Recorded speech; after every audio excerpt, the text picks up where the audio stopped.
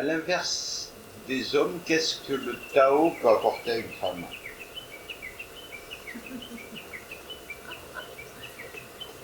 Alors, c'est vrai que traditionnellement, les pratiques taoïstes étaient beaucoup ciblées sur les pratiques plutôt masculines, parce que ça vient vraiment d'une pratique martiale.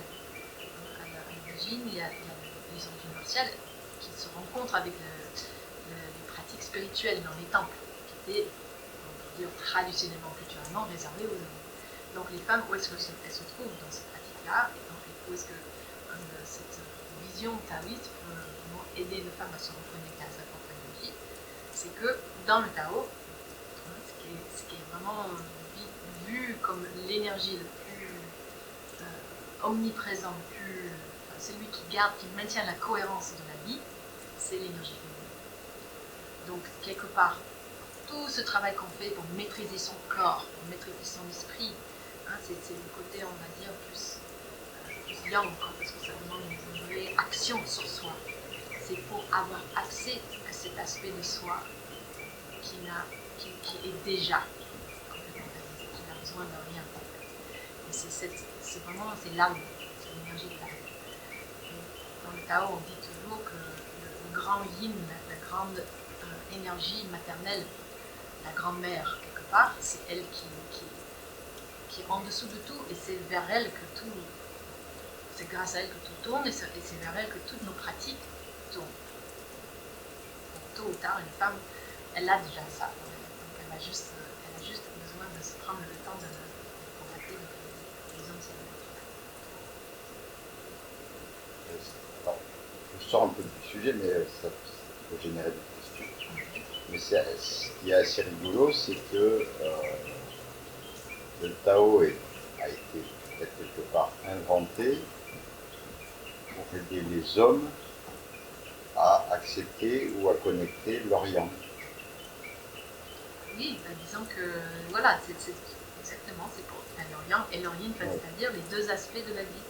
Que ce soit moins les hommes doivent être comme ça, les femmes doivent être comme ça, c'est qu'au contraire, c'est qu'on a tout en nous, chacun, et que c'est vraiment pour aider effectivement les hommes qui ont tendance à être guerriers, tendance à vouloir tout de suite foncer dans la vie, et qui ont beaucoup de responsabilités sur les épaules, quelque part, souvent ils sont pères de famille ou chefs d'entreprise ou quelque chose qui fait qu'ils doivent mener quelque chose jusqu'au bout. Donc ils oublient cette partie intérieure d'eux-mêmes, leur partie âme, leur partie sensible, leur partie qui est reliée à leur véritable ressenti. C'est là que ces pratiques-là nous aident à accéder. D'accord, donc finalement le Tao de la femme ne s'adresse pas uniquement aux femmes. Quelque part. Le Tao, on peut dire que on peut appeler ça vraiment en fait. Il y a le Tao féminin.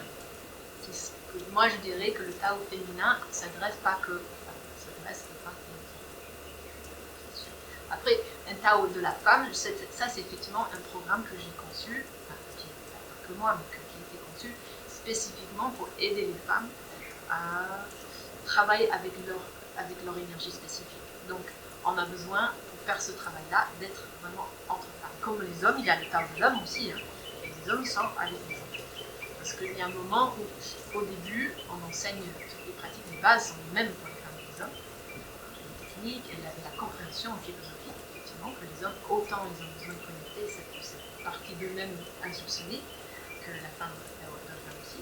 Mais il y a un moment où, pour vraiment aller au bout des choses, c'est important que les femmes soient avec les femmes pour pouvoir bien se lâcher, et les hommes, pareil, être avec les hommes, comme ça ils peuvent se lâcher, poser toutes les questions qu'ils veulent poser, et aller surtout dans le fond de leur intimité, quoi. C'est quand même un travail sur l'énergie, c'est sûr. Donc il y a des pratiques bien spécifiques à l'un et à l'autre. Et alors pour les femmes, les pratiques peuvent amener quoi? Alors donc pour les femmes, justement, donc il y a un moment où, ce que ça va amener, c'est qu'elle va se mettre en lien vraiment avec ses organes sexuels, qui génèrent énormément d'énergie. Ces organes qui sont capables de engendrer la vie. C'est une énergie intimement reliée avec les cycles de la vie, de la mort, de tout ce qui maintient l'univers en route, quoi. Donc à la fois c'est quelque chose de très vaste, mais à la fois c'est quelque chose de très concret. On peut créer un bébé, Ou on peut créer d'autres projets dans sa vie, si on n'est pas occupé à créer des bébés, on peut réaliser, aider les autres, créer tout ce qui est projet créatrice, artistique, ou être au service des gens, ou réaliser vraiment son rêve jusqu'au bout, le soi. Cette énergie-là est là pour ça. Donc il y a des techniques vraiment spécifiques pour aider les femmes à développer des choses qu'elles ont toujours, mais qui ont été enfouies, dont elles n'ont pas conscience.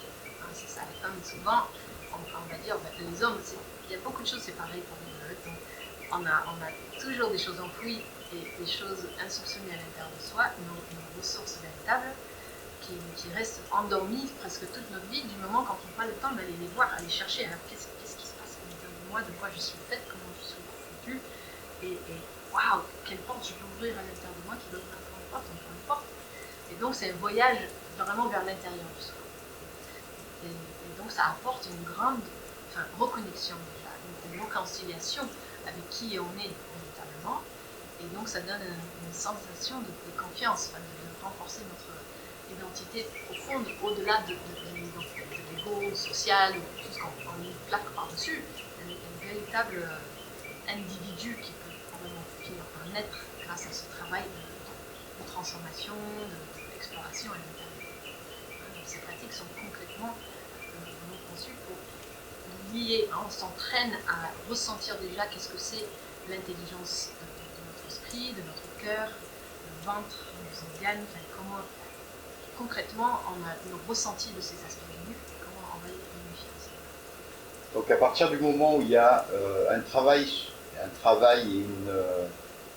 sur le ressenti et une pratique sur des expériences de ressenti, donc ça peut amener à maîtriser, avoir des techniques qui permettent de maîtriser certaines choses.